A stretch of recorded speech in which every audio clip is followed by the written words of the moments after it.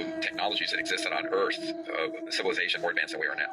And the question is, were there some use of some type of electrogravitic levitation technologies that were used? The other problem is, even when the Smithsonian paid $5 million to simulate using mathematics and the technology that archaeologists say existed back in the time of the pyramids, those obelisks like the Washington Monument, but those are all one big piece of stone, they couldn't raise the smallest one with everything we know now about mathematics and engineering with what's been postulated. So there's something doesn't add up there. But I think it's a bridge too far to claim they were built by ETs.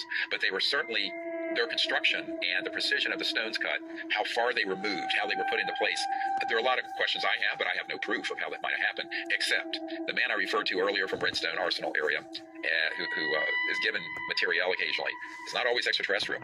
He has been given objects that are tens of thousands of years old or older, that are technological, that have been found in the ocean and elsewhere, that were of human origin and were extremely advanced technologies. So I believe that it's likely that on Earth, prior to the modern era, there have been civilizations far advanced beyond where we are, that for which we have very little record. And when that record is found, I think it's kind of swept under the carpet.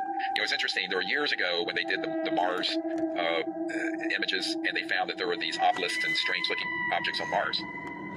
I went out to the Goddard Space Flight Center here outside D.C. to meet with Mark Carlotta and some other scientists there, and they said, yep, it's been pixelated out for the public, but there are structures there.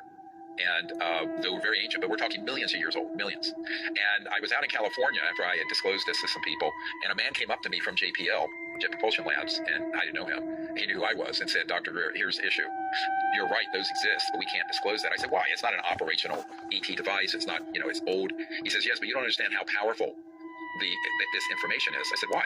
He says, if this was disclosed, it would collapse the fundamentalist orthodox belief systems of every religion on Earth. There